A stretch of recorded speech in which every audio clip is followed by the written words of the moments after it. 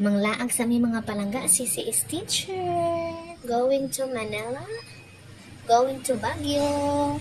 Sayo mining mata mga palangga. Alas 3 kay ang among boarding time is, among flight is 7:25. So before meaning ato sa pangnaw na ngaon sa mi sa McDo kay sayo mi nakalakaw dito gikan Kandihay.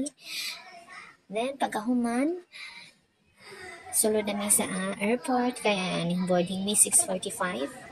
So di ana mi susulod kaya nga mo ang time sa mo ang flight is 7:25. So picture kay remembrance kay panagsara in taon makalakaw char murag mao panagsara gajud makalakaw. So mga palangga sakay na mi sa didit airplane. So lingaw ba yan ani kong grupo mo mang lakaw. Anagsarag ka dyan yung ani nga grupo niya layo-layo dyan among gilakaw ron. Kay sa una ang among gilakaw kay Camiguin, Sikihor, karon Baguio na gyud ni Luzon na asa na pagkasunod. Thanks to Ma'am Hermie kay si Ma'am Hermie dyan nag-initiate aning lakawa.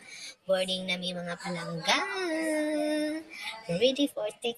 Ready na mi. Fly in the sky. So how many minutes na? Di anami hapit namin iabot sa Manila mga palangga. Di anagtid mi sa Manila. Ready for take off na mi mga palangga. Char, di anami sa Manila. Having you all on board and we do more fun in the future. Once again, thank you everyone for flying Cebu Pacific.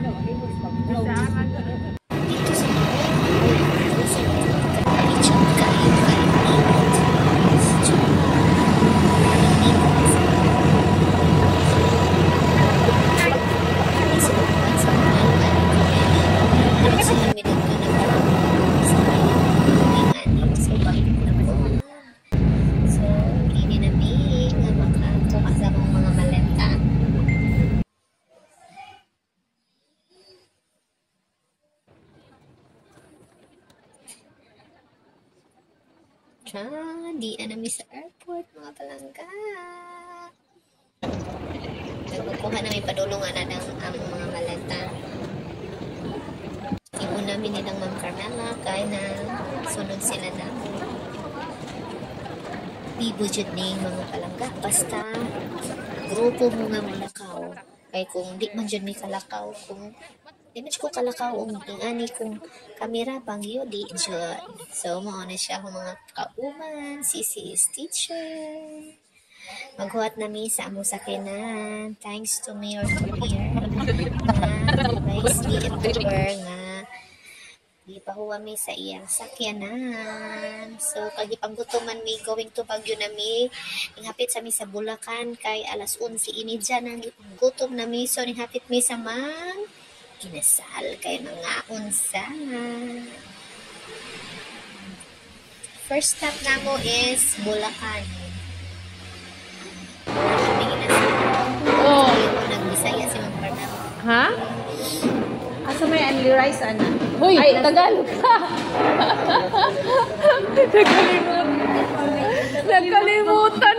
Mag-Tagalog ka eh! First stop na sa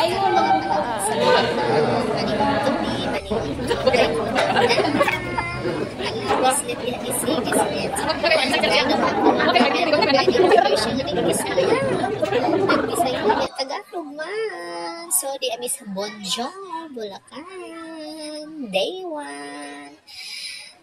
Thanks for watching mga palangga.